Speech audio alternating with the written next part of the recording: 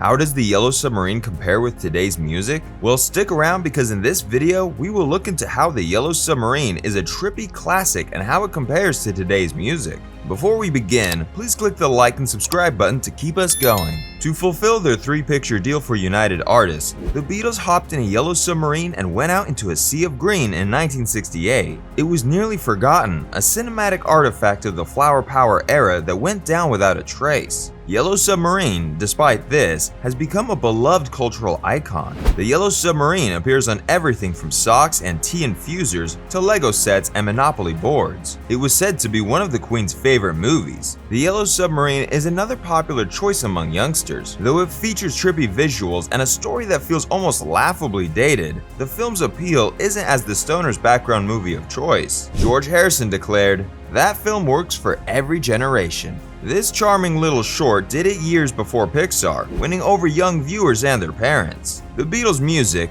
featured heavily in this British film, has always appealed to audiences of all ages, and the film's witty, pun-filled writing contributes to this effect. This charming short film, made by George Dunning and released decades before Pixar, managed the rare feat of winning over both young viewers and their parents. The film introduces Pepperland, tranquil land with gardens and backstands located 80,000 leagues below the ocean's surface for those unfamiliar with its existence. But the Blue Meanies have invaded it. They can't stand the sound of music, the sight of beautiful art, or the joy of happy people, so they turn them all to stone. Old Fred, a resident of Pepperland, escapes the island in a yellow submarine and eventually finds himself in Liverpool, where he enlists the help of the Beatles. Together, they travel through numerous surreal, metaphysical seas to return to Pepperland. They go there disguised as, Sgt. Pepper's Lonely Hearts Club Band, and their performance of All You Need Is Love warms the hearts of everyone there, even the Blue Meanies.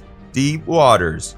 Absolutely everything about it screams the 1960s. Heinz Edelman directed the animation, which refers to the style of 60s graphic design collectives like The Fool and Hapsash and The Colored Coat, or 60s psychedelic painters like Martin Sharp and Alan Aldrich. The flowers and foliage curl and proliferate in vivid hues. People with flat contours resemble acid-drawn Aubrey Beardsley cartoons. Unsettling beauty is added to landscapes and flora using watercolor shading. An ocean is full of monsters that look like they were drawn straight from the animator's nightmares. Only one other major studio produced animated features at the time, and it wasn't Disney. While most of Yellow Submarine is in eye-searing hues, there is a brief section set to the melancholy sounds of Eleanor Rigby that features a relatively sooty mixed-media montage that delivers a haunting evocation of a Liverpool that is very different from the swinging 60s of Carnaby Street. Sequences in the op art style are also there and suitably mind-blowing. The endless black and white sea of holes still gives me the creeps. When it comes to the creative process, animation nearly stands alone in its ability to be weird. You can make anything, experiment with scale and color, and even distort time and space. All of that potential is fully realized in Yellow Submarine. The cartoon consumes itself, and the director's treatment of the cartoon medium is brilliantly meta. That instant when a monster-sucking beast first vacuums up other creatures, then the background, and finally its own body is one of my favorites. The Yellow Submarine was the original animated feature, according to Josh Weinstein of The Simpsons. The Lucy in the Sky with Diamonds sequence, which used rotoscoping to superimpose brightly colored outlines over live-action footage of dancers, was a technological breakthrough at the time of its release, and continues to impress with cutting-edge brilliance today. Toy Story director and former Pixar and Disney Animation Chief Creative Officer John Lasseter have termed Yellow Submarine a revolutionary effort that helped pave the way for the fabulously diverse world of animation that we all enjoy today.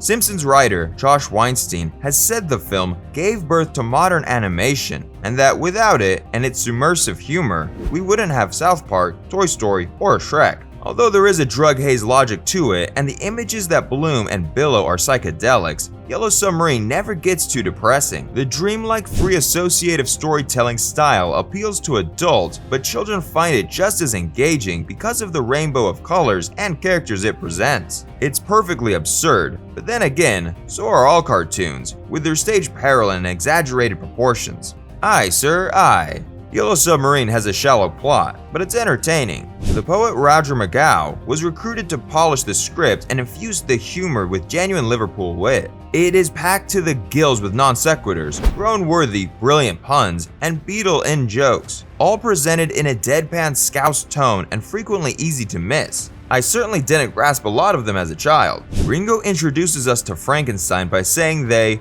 went out with his sister, Phyllis. John Lennon proclaims, "Relatively speaking, that is where we are right now," referring to the fact that they had become entangled in Einstein's space-time continuum theory. "Will you please help me?" old Fred begs. Ringo chides him sarcastically, "Be detailed. We've gotten used to the idea that some movies made specifically for children may have adult references or jokes that aren't meant for youngsters to understand." However, Yellow Submarine may have been the first to do so overtly. It was one of the earliest jukebox musicals, along with the other two Beatles films, A Hard Day's Night and Help. The songs are an integral component of Yellow Submarine, even if they only loosely relate to the story. Fans were treated to new music as well as old favorites, including When I'm 64, Nowhere Man, and Title Track. They're a bit of a ragtag bunch. There weren't many additions in terms of new music, only 4 songs and George Martin's symphonic scoring. Altogether now is annoyingly upbeat, but it isn't much more than that.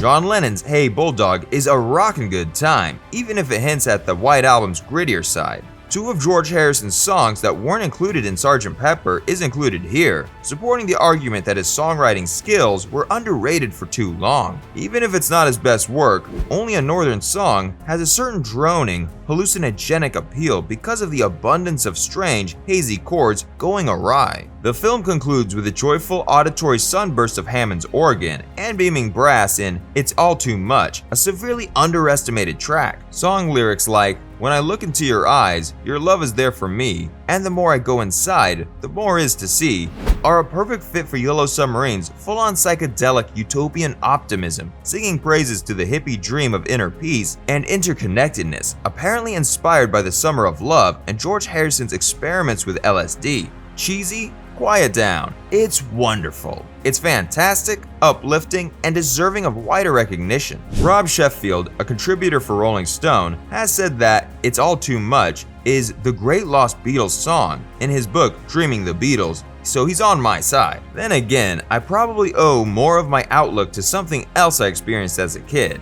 Listening to my parents reminisce about their wedding. After saying I do in front of family and friends, they had the organist at the church in Birkenhead play the Hammond riff. How many other albums rejected from other bands would you consider marrying if given a chance? It's telling that the Beatles just threw together a soundtrack out of leftovers. They didn't even contribute their voices. Others voiced the Fab Four. After seeing the finished product, the band members quickly got over their initial reservations that an animated film would be too infantile and naff. There was a Beatles cartoon series in the US that they hated. After hearing it, they were too impressed that they decided to record a short live cameo to play at the very end. Certainly the worst bit of acting in the film. The film's success with young audiences was also beneficial to the Beatles. John had to explain why there was a version of himself running around in a cartoon to his son Sean, who had no idea his dad was a Beatle until he saw the film at a friend's house. Yellow Submarine was a great introduction to the Beatles, and even their children watched it. What are your thoughts on today's video? Please let us know in the comment section below. And if by now you haven't already, make sure you subscribe to this channel so that you don't miss any of our incredible videos. Keep an eye out for the next video. Bye for now.